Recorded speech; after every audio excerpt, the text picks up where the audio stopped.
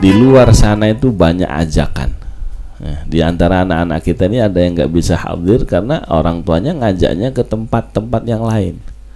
Ada yang karena orang tuanya sibuk akhirnya nggak bisa hadir. Oke lah, orang tuanya nggak bisa hadir yang sibuk, tapi kan bisa nganterin anaknya. Ya, jangan sampai kita malah kena dua pasal. Ya, kita sendiri nggak bisa ngajarin anak, nganterin anak ngaji juga nggak bisa. Ini kan dua pasal. Kalau direncanakan berarti pasal berencana itu. Ya kan, dua pasal direncanakan kan gitu. Nah, ini yang harusnya kita semua sebagai orang tua berpikir, ya, kira-kira kalau kita saja di zaman yang sedemikian luar biasa ini, ya, dari segi kemudahannya, taisir minallah wal futuhat minallah ta'ala subhanahu wa ta'ala, sangat banyak sebenarnya kemudahan di zaman kita. Zaman kita ngaji, kita posisi di Bukit Asri gini, ya, ini kalau ditambahin sinyal dikit, yang dari luar bisa ikut ngaji secara online. Zaman dulu nggak bisa. Tapi kenyataannya apa, banyak orang yang ngaji malah, atau sebaliknya malah error gara-gara online. Lebih banyak yang mana? Nah itulah, ya, anak-anak kita orang tuanya banyak ngeluhkan gara-gara HP atau ngeluhkan gara-gara ngaji. Yang dikeluhkan kan HP-nya. Sebenarnya HP mah alat saja. Ya. Lil wasail, dalam kaidah fikhiyah, lil wasail hukmul maqasid. Semua sarana prasarana alat itu hukumnya tergantung maksudnya untuk apa, tujuannya. Hatta pedang. Kalau pedang dijual kepada orang perampok, ya haram kita ngejualnya. Gitu. Tapi kalau kita siapkan pedang, ditajemin, dirawat untuk jihad, apa hukumnya? Jadi berpahala. Ya, begitu juga HP sebaliknya. Ya. Cuma kenapa kok kita dilarang? Ya, anak-anak kenapa? Karena dia belum bisa mengendalikan maksud. Ya. Dan yang punya maksud itu, kemarin di kajian anak-anak basil kita jelaskan di situ, untuk mengenali dirinya. Dan ini maaf, orang tua sekarang tidak mengenalkan siapa dirinya, siapa kita ini sebagai manusia, ada apa. Paling mentok kita ngenalin kita ini punya jasmani sama rohani. Rohani mah roh doang. Padahal di sana ada hati. Kita punya hati. Habis itu punya akal. Habis itu punya nafsu. Nah, yang mengajak ini ajakan akal yang sesuai dengan masuk akal, atau ajakan hati, atau ajakan nafsu. Belum lagi nanti nafsu punya pasukan yang namanya syahwat. Ya. Hati punya pasukan yang namanya syahwat. Ya, beda antara syahwat dengan nafsu. Nah, ini semua kebanyakan di antara kita kagak paham. Ya, contoh sederhana, kapan kita makan, yang sering saya ulang-ulang, makan dengan syahwat, ada makan dengan nafsu. Syahwat nanti dibagi lagi, kata para ulama, ada as-sahwa as-sadiqah, ada syahwat yang benar, yang sungguh-sungguh, ada syahwat al-kadzibah, ada syahwat yang bohong. Ya, ada nafsu. Begitu juga al-ladzah, ada ladzah qalbiyah, ada kelezatan yang bersifat hati, ada kelezatan tapi yang menikmati nafsu kita. Lah ini kalau orang tua nggak ngenalin, kemudian tidak ada orang, ya, yang kenal dekat sama Allah Subhanahu wa taala, yang membuka cakrawala diri kita, tidak mengenalkan kita kepada hati kita, tidak mengenalkan kita kepada nafsu kita, akhirnya seumur hidup kita nggak kenal sama Allah. Akhirnya kita ketarik-tarik jadi abdud dunya, abdun nafas, jadi abdus syaitan, jadi hambanya syaitan, hambanya dunia, hambanya nafsu, karena kita nggak kenal sama nafsu kita. Kenapa nggak kenal sama nafsu? Karena kita nggak kenal hati, karena nggak tahu hati kita itu raja. Apa fungsinya hati kemarin, masih ingat? Apa Munzir? Apa? Hati buat apa? Hah? Untuk apa? Hah? untuk memimpin. Alhamdulillah, tuh kan. Jadi ngerti hati itu yang memimpin. Mau apa kita ini? Punya cita-cita apa? Makanya anak-anak saya tanya kalau mau masuk PSI, cita-citanya apa? Pengen apa? Oh, saya pengen. Jadi semua energinya, waktunya dipakai untuk menuju cita-cita tadi. Ya cuma masih awal-awal cita-citanya pengen jadi pemain bola, Pak. Ya, ada yang hobinya macam-macam itu ya. Wajar, kenapa? Belum tahu diri, dia belum kenal. Siapa yang mengenalin kalau bukan orang tuanya? Orang tuanya nggak ngerti juga. Ahlan wa sahlan, ya sah. Oke, kita duduk di majelis dikenalkan di sini. Ya, apa tujuan kita? Ya ini nanti ya minta tolong ya bapak-bapak, ibu-ibu sekalian, rahimakumullah. Apa sih tujuannya kita sampai akhir hayat tadi mau ngapain? Ya, mau setinggi apa tingkatan derajatan kita di sisi Allah, atau kita apa saja gini-gini aja? Hidup untuk makan, makan untuk hidup, hidup untuk makan, makan untuk hidup lagi, muter aja kegiatannya kagak jelas. Sampai-sampai Allah Ta'ala menyatakan ulaika kal an'ami balhum adhal, mereka hanya seperti binatang. Ini kalau dikupas, kenapa kok seperti binatang? Apa ada orang sekarang seperti binatang? Maksudnya gimana? Bukan badannya kayak binatang, bukan. Ya dah. Inti cerita hidupnya maaf kayak binatang. Ada orang sekarang ketemu sama saya misalnya, alhamdulillah Pak Ustadz, anak saya udah gede-gede. Oh iya Pak, kucing juga anaknya bisa gede nggak? Bisa. Burung bisa gede nggak? Sama berarti. Nah terus apalagi lanjutannya? Alhamdulillah sekarang anak saya sudah pada mandiri. Anak kucing bisa mandiri nggak? Anak burung mirip berarti ya. Taib. Habis itu Pak, alhamdulillah anak saya sudah punya rumah, udah keluarga sendiri di sono. Taib, anaknya burung punya nggak? Bisa punya Pak. Dia bikin sangkar sendiri, nyari jodoh sendiri, ya kan? Kadang-kadang anak kita malah nggak ketemu jodohnya. Iya dah.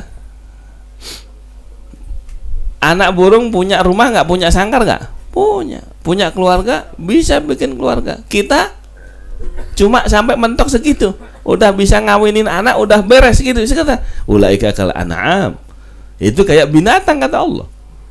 Apa derajat kita di sisi Allah Subhanahu wa taala? Apa yang pengen kita raih? Ya, surga derajatnya seberapa? Surga kelas berapa? Pintu yang mana yang pengen kita masuki? Tujuan cuma dua. Ya, imma ke surga, imma ke neraka. Lewat mana? Dengan siapa? Rombongannya siapa? Kita besok dikumpulkan sama Allah Subhanahu wa taala. Yauma yud'a kullu unasim bi imamihim. Hari nanti di yaumul qiyamah bakal dipanggil setiap manusia dengan imamnya masing-masing siapa. Kita milih imam mana, Pak? Imam yang imamin di mushola boleh? Imam yang mana ini kira-kira? Bapak mau jadi makmumnya siapa? Ngerti jadi makmum? Kalau imamnya rukuk, berarti makmum ikut rukuk. Itu sah imamah. Jamaah sah. Lah ini ngakunya berjamaah, ngakunya jamaah. Ya, imamnya kemana? Imamnya sujud, dia berdiri. Ya, ini nggak sah. Nah, tinggal pertanyaannya, besok mau dikumpulkan sama siapa? Udah gitu aja. Allah sudah ngasih kabar, yauma yad'a kullu unasin bimamihim faman utiya kitabahu yaminihi, dan seterusnya. Siapa yang nanti catatan amalnya dikasih dengan tangan kanan, karena apa? Imamnya canggih. Imamnya pinter ngajak kita belok kanan, belok kiri, semua kanan kirinya isinya pahala terus. Isinya amal soleh, isinya derajat, isinya mengangkat kita tambah dekat sama Allah Subhanahu wa taala. Ada orang mimpin, isinya apa kehidupannya? Jalan-jalan, makan-makan, kumpul-kumpul. Sama kita juga kumpul, kita juga makan nggak ini? Oh nggak pernah nggak makan, alhamdulillah Darul Futuh. Lihat aja santunya gemuk-gemuk, nggak ada. Santai zaman now kurus, aduh bisa-bisa pada nggak mau mondok, jangan mondok tuh santunya kurus-kurus, bisa begitu kita. Iya dah. Alhamdulillah. Nah, belum lagi nikmat itu yang nikmat zahir, nikmat yang batin tadi. Ya, Waladi sudah menceritakan. Di sana baca wiridnya kagak ada lagam, kagak ada nada. Tidak berasa, lempeng we. Pakai wirid, Pak. Tapi lempeng. Itu namanya apa? Sudah mulai ngerti rasa. Kalau rasa itu ada lidah, ada rasa hati. Ya dah. Sholawatan. Ada orang baca sholawatan dilempengin we. Ada kayak gini lah gampangnya, lagu Indonesia Raya, paham kan ya? Ayo coba kalau dilempengnya Indonesia Raya, merdeka, merdeka. Nah, gimana kupingnya rasanya? Gitu. Itu semuanya pakai nada, pakai intonasi. Ya, pakai ketukan, apalagi pakai hadro. Di sana ada hadro, kagak ada hadro, malah ngajarin hadro anak saya di sana. Waduh, bukan malah dapat plus kita. Enggak, udah, enggak jadi deh. Enggak jadi, mending di Darul Futuh. Nah, ini cuma kadang-kadang kita ini enggak sadar dikasih nikmat besar sama Allah Subhanahu wa taala. Hadirin wal hadirat rahimakumullah. Jadi kita kira-kira bisa nggak ngimamin di rumah saja atau ngimamin diri kita sendiri saja? Kita mau kemana sih? Oh, saya dalam seminggu berapa pahala yang harus saya raih? Berapa dosa yang harus saya lunturkan? Itu satu kali majelis seperti ini melunturkan 70 majelis lahu. Majelis lahu, majelis sia-sia, majelis nongkrong, majelis nonton, majelis 70 kali majelis gitu luntur dengan sekali majelis. Cuma kan luntar, tapi ada plusnya nggak kira-kira? Habis minus di nolin lagi, minus nol lagi. Plusnya kapan? Ini masalah kita di situ. Makanya ngelihat, kadang-kadang kita ngelihat jamaah ini kok nggak plus ini kenapa? Jangan-jangan untuk mentok bayar utang, kebanyakan gitu ya. Masya Allah. Ini kok nggak ada plusnya, ini kenapa nih? Jangan-jangan majelisnya hanya cukup buat bayar lunas utang majelis. Habis majelis dari sini kemana kita? Itu semuanya. Kalau majelisnya cuma dua yang penting, niatnya majelis tadi apa, yang kedua caranya gimana. Saya aja di grup saya bilang, ayo kita mancing. Sebab apa? Saya harus bisa mancing, Pak. Loh, saya pernah tinggal di Tapos, Ustaz. Di Tapos, turun ke bawah itu kolam pada mancing. Geser lagi toko pancingan, geser lagi toko pancingan. Kok banyak toko pancingan ini? Ini apa kebudayaan kebiasaannya di sini? Oh, pada seneng mancing. Waduh, harus berguru saya nih mancing. Ngaji saya bab mancing. Oh ya, belajar. Wah, pertama ngelempar mah nyangkut, Pak. Nyangkut ke atas. Ternyata di situ bener. Kalau kita nggak duduk di kolam pancing, nggak tahu itu halal atau haram. Kita boleh seneng-seneng aja silakan mancing. Cuma caranya, niatnya apa? Untuk hiburan, untuk anak-anak supaya mau ngaji, ditarik dengan pancingan. Ahlan wa sahlan berarti kan ya. Apalagi caranya. Orang sekarang nggak ngerti. Saya pernah ngajak Ustadz mancing, marah-marah beliau.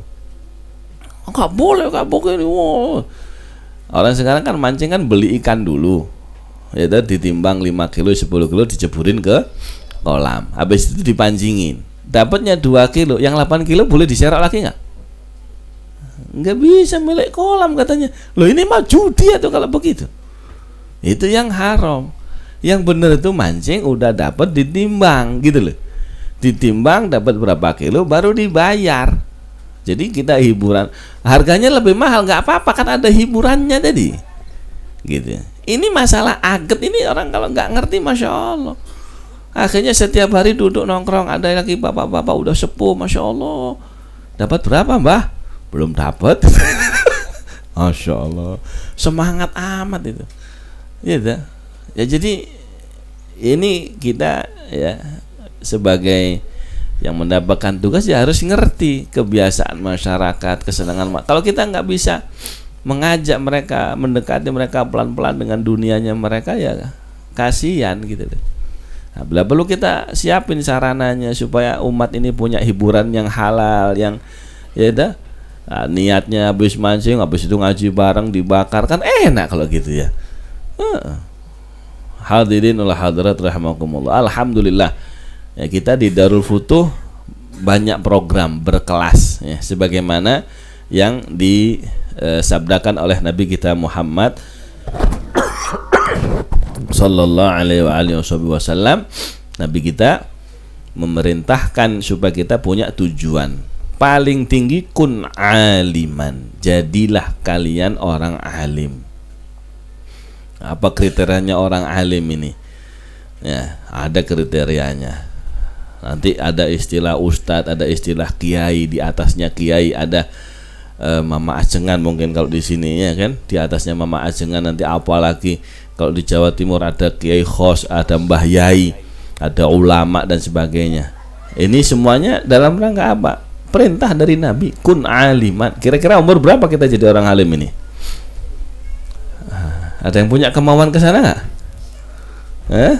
Ayo balapan. Wa fi dzalika falyatanafasil mutanafisun. Urusan surga silakan berlomba-lomba tinggi-tinggian derajat. Walau ngapain kita saingan sama ahli neraka? Perlu saingan nggak sama ahli neraka? Nggak usah lah. Ya, ngapain ahli surga saingan sama ahli neraka? Kagak nyambung itu. Indonesia ngejar kemajuan, saingan dengan siapa? Dengan Jepang. Ngapain Jepang belum punya kunci surga kok? Dia punya kunci Mercy. Dia punya kunci pabrik, apartemen doang yang dia punya. Kunci surga udah punya belum? Belum. Apa kunci surga? Miftahul Jannah, la ilaha illallah. Dia la ilaha illallah belum kenal, Pak.